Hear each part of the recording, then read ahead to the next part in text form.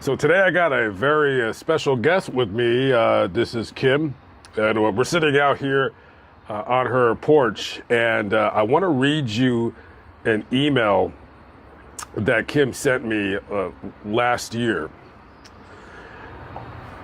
I might have an interesting one for you. My stepmom was killed, murdered, and her 10-year-old stepdaughter was accused by the entire family, but the father took the blame, and they were both locked away, him and his 10-year-old. Please contact me if you need more details. I am the 10-year-old daughter. I would love to give you all the details. I think I responded to your email literally within about 10, 15 minutes of me seeing it. Yeah, didn't take you long. No, you sent the email and I got back to you right away. So you were locked up at the age of 10 for killing your stepmother. Yes. But there's a catch to the story, and the catch is that, like you said in the email, your father took the blame for it, but you don't remember committing the crime. Right. So there's a question as to even if you did commit the crime. All right, so let's go back. So originally you're from Ohio. Mm-hmm. And Liverpool. okay, so how old were you when you moved out to Kansas? 3. Okay, so you're 3 years old, you move out to Kansas. Mm-hmm. If you don't mind me asking, what happened to your mother? When I was 7, she was diagnosed with a very rare heart condition along with lupus, and it killed her within a year. Okay, I'm sorry to hear about your Yeah, mother. well, a little passing. over a year. So did your mother move out with you guys to Kansas, or? She did. Okay, and then she passed Well, she passed in Jetmore in Jetmore. because that's where her family was. So she wanted to die where her family was so she could be close to them. Okay. So she died on my 9th birthday. Oh my. Yeah, my life has been kind of weird. Yeah, we've spoken on the phone. So at this time now, your mother has died. You just turned 9 years old. Mm-hmm. So your father, he meets another woman. She was actually our babysitter before my mom died. So was your father stepping out on Yes. She had a 3-year-old son by someone else. And then we found out 2 months after my mom died that she was pregnant with my dad's child. So you know he was messing around, which was understandable. My mom was bedfast and she couldn't even talk, eat, or bathe herself. And Right. so Tell us about what kind of man your dad was. my dad was a very busy man. He worked 2 jobs to pay the hospital bills for my mom, to take care of. There was 5 of us. They had the boys who were Siamese twins. They were separated at Wesley when they were 6 weeks old in '63. And then they had us 3 girls. So he had us and then my mom to take care of. So he stayed pretty busy. He was a good man. Let's go to the night of the murder. Now, you live in Jetmore, very, very small town. Jetmore is about, it's south of Dodge City, about an hour. Maybe quite an hour, but yeah. Yeah. So what did you do on the day of the murder? What was on the schedule for you? My dad and her had separated and he was in a halfway house in Dodge City. So in the afternoon, she took us to see my dad. And they got in a big argument, so we left early. We went home. And then as the night progressed, her brothers and everybody was there. They like to smoke a lot of, at that time they called it ganja. I don't know what that is. But Yeah, marijuana. okay, well, they smoked a lot of it, and she was young compared to my dad. She was in her 20s. My dad was almost in his 40s. And so he liked to drink a lot, and she wanted him to get help, but there was a lot of miscommunications. So Were you, at the time, were you in school? yeah. Okay. So the evening you go visit your dad, he's in a halfway house. He admitted himself?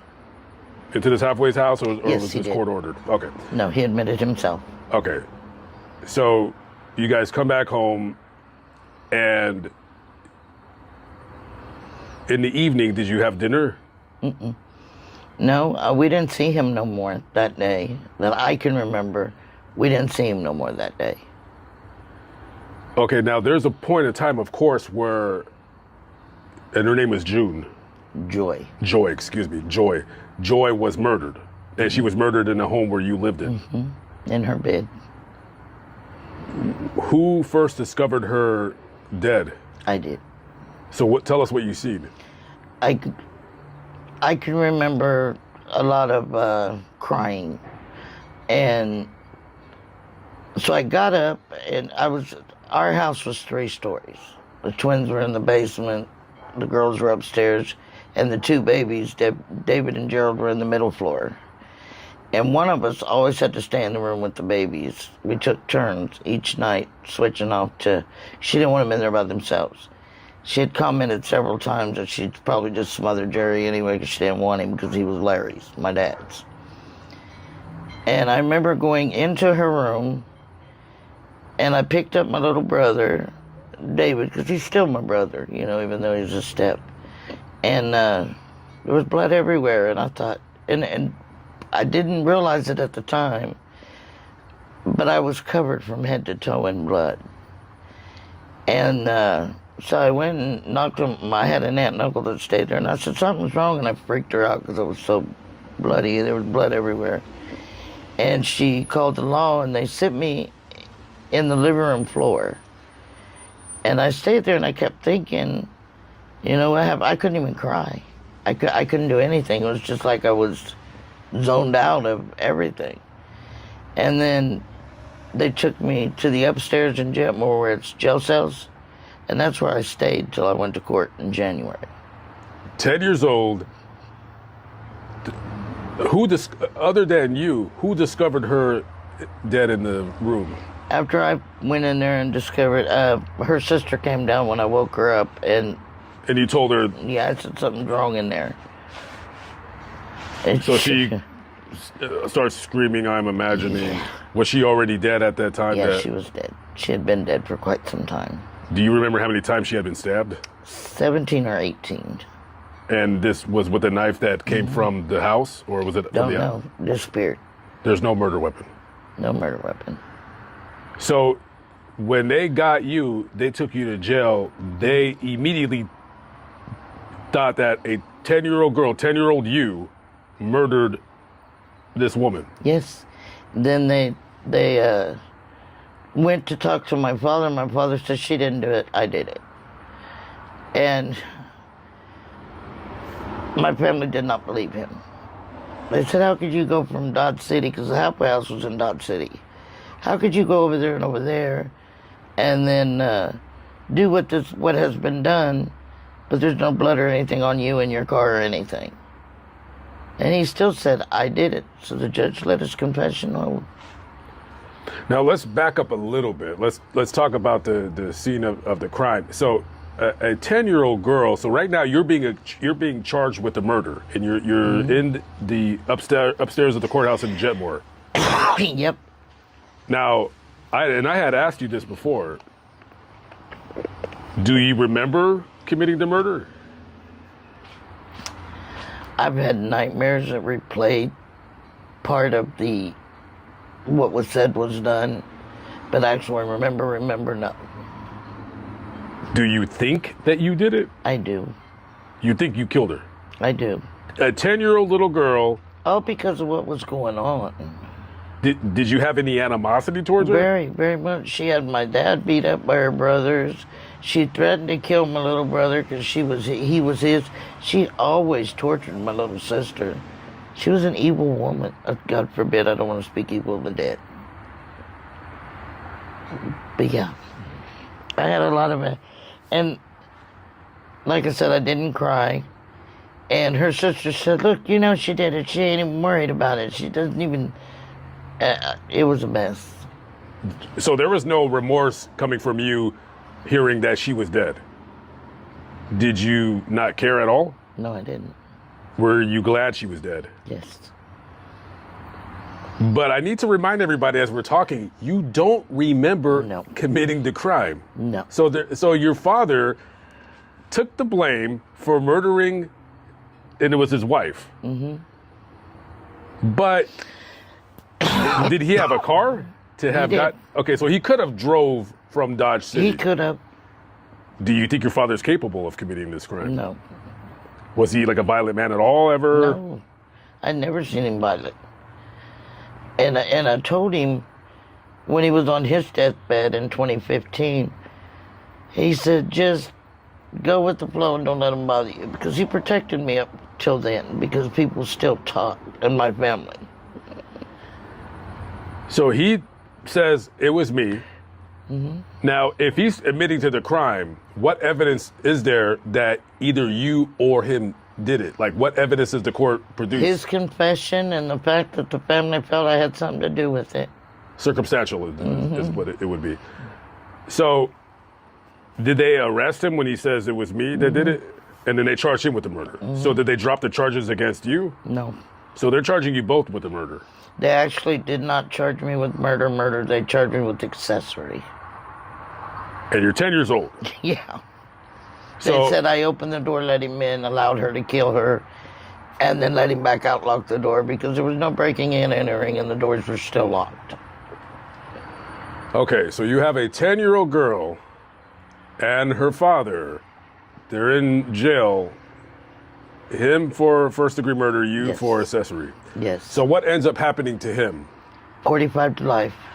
He got 45 years to life. Yes. And what happened to you? I was directed by the state of Kansas to be institutionalized at Topeka State Mental Institution and evaluated. And then Topeka State just didn't want to move me. They thought that it was just a very sad case, that there was nothing they could have really put on me or my dad. And I don't know. They just decided I'd stay there. They weren't going to move me around, so they didn't. So he gets 45 years to life. And what year is this? 1976. 1976. So how many years did he end up doing? 37. He did 37 years in Straight prison. in Lansing. And he gets out in what year? I don't know. So 76, 86, Yeah. 06, so 2012, he Yeah. would have got somewhere Yeah, it around was there. around that time. Okay. And you kept in contact with him. Yep, the only one out of the five of us. What did so they sentenced you to, or they committed you to the Topeka State Mental Facility, which is closed down right now. I've been there before. It's closed down. How long did you end up being institutionalized? I went in, I turned 11 on the next month. Joy was killed on the 25th of July, and I turned 11 on August the 30th. So I was only 10 for a month. And then I was 11. And I stayed there till I was almost 19. So for 9 years, you're in a mental institution, and what are they diagnosing you as? Bipolar 1, intermittent explosive disorder. What? Say that again. Intermittent explosive disorder. Intermittent explosive. Disorder. I'm gonna guess that you have a short fuse. I used to. Okay.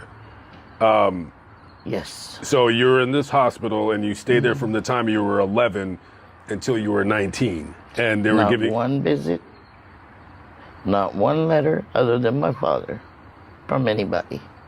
So your family disowned you and him? Yes. So your family thinks that you both were in on the crime. Yes. So you do the 8 years or so. They release you when you're 19, and you don't have any family to go to. So what does Topeka State Hospital? How do they release a young adult into society? When, and I didn't know this, they didn't tell me the entire time, but when my dad went to prison, us three girls, because we were still young enough, got Social Security every month. It was like $96 a month. Well, instead of giving it to me, they put it in a bank account. When they released me, they gave me that money to start my life. Okay, so you had... Yeah, I had quite a bit of money to start. And they stayed with me for quite a while. People came to visit me. I went to see a therapist for almost a year after that to make sure life wasn't too much for me, because I didn't have childhood. Yeah. So they wanted to make sure it was safe, not for the people around me, but for myself.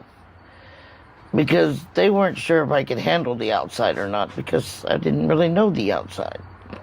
What is it like living in a mental hospital as a teenage girl? Oh, it was crazy. You seen a lot of things you shouldn't have seen. You learned a lot of things you shouldn't have learned. You learned how to survive. And would they take you on field trips? Do you go outside? Well, some of the units did, but my unit was locked down, so we didn't. So you stayed in this building. Did you ever leave to go anywhere? Yes, they would take me to visit my father at Lansing once a month. And that was it? That was it. No parks, no... And I'm saying this because people are thinking right now, well, why would you let a murderer out to go? That's the thing. It's like, okay, even if you... Because, again, you don't remember committing this crime. The murder weapon was never found. Nope. Was there any kind of cuts on your hands or your arms?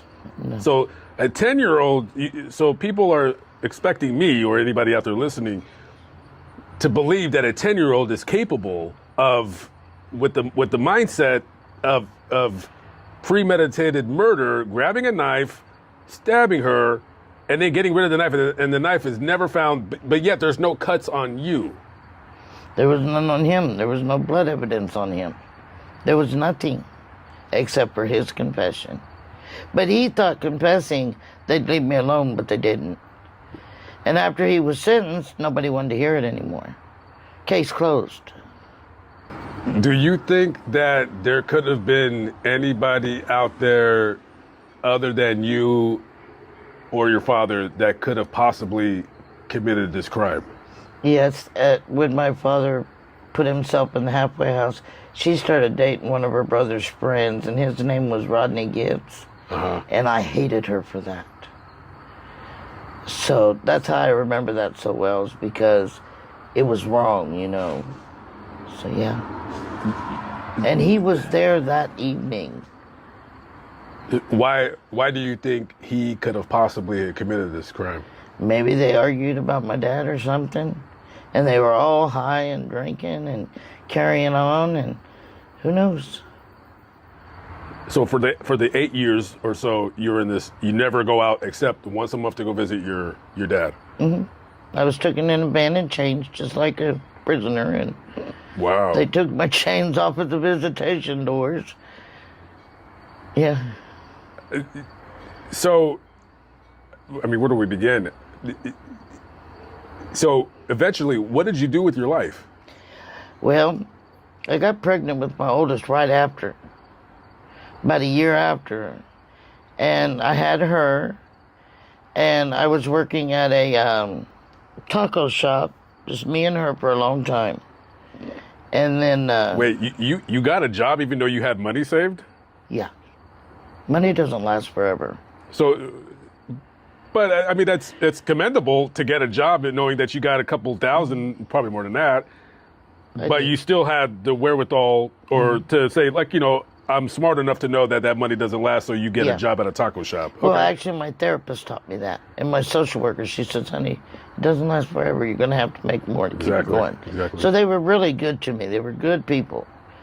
And after Samantha was born very ill. You think I had an intermittent explosive disorder? This one's worse than me. But that's another case somewhere. She's never hurt anybody. Maybe. No, that wasn't her. Somebody screamed. I don't know if you guys heard of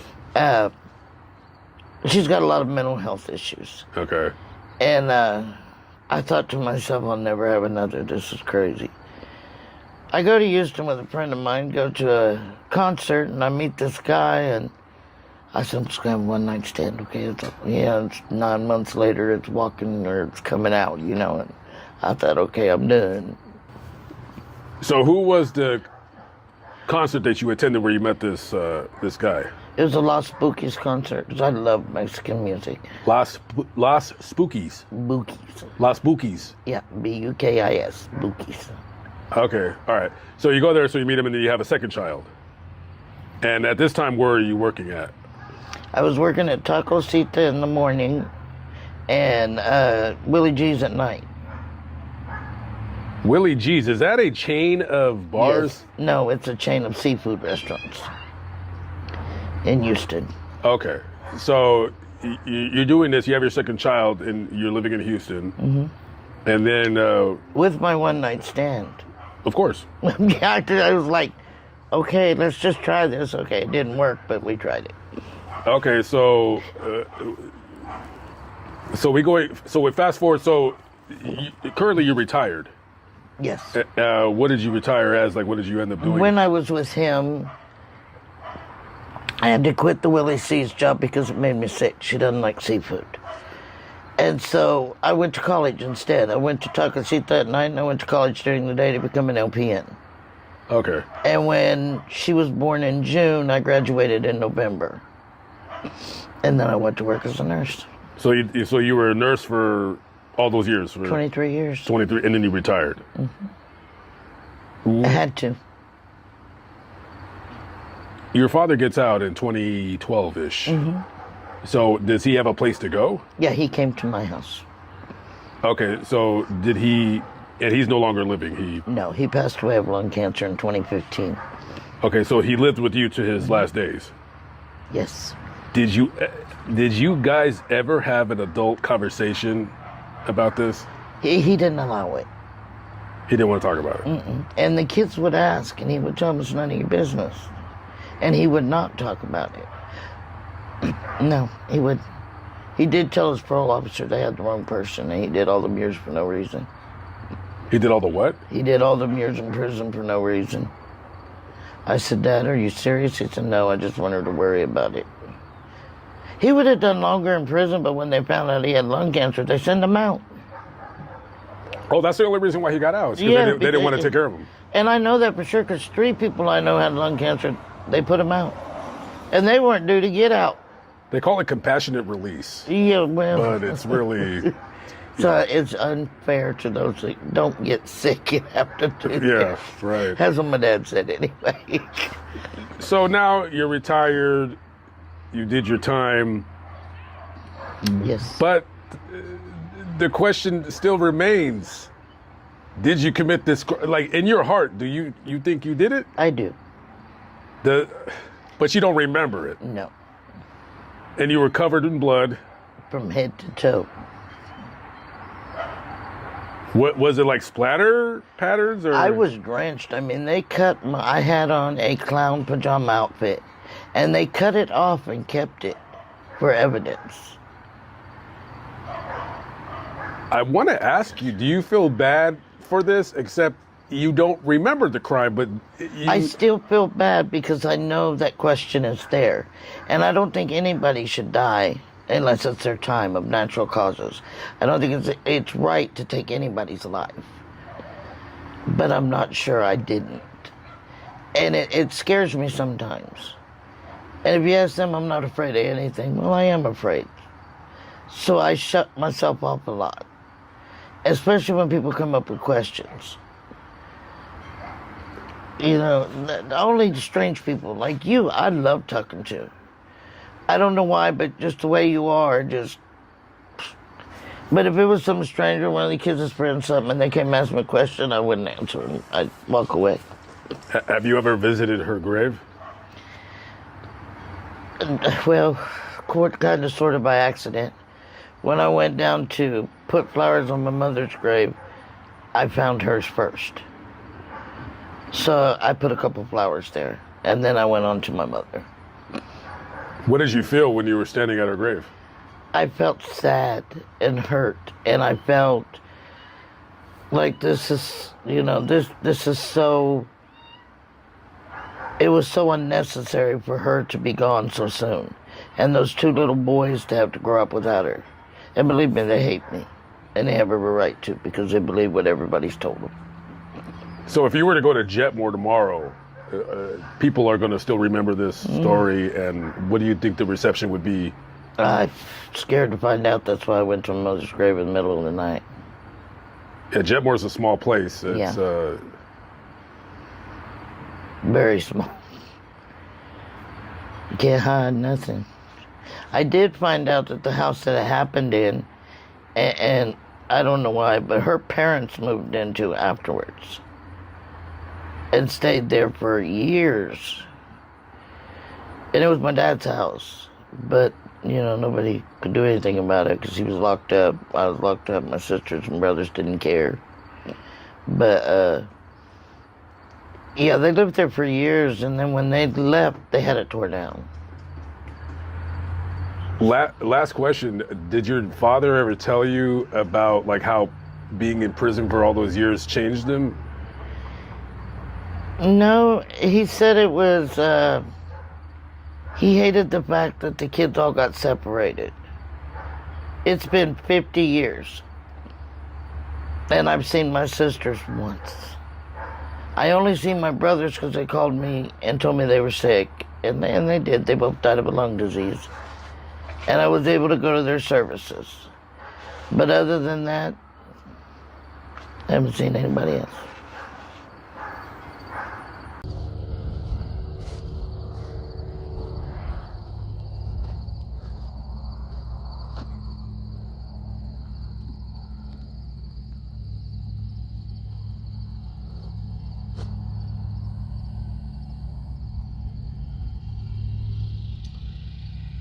A very strange story, a very sad story.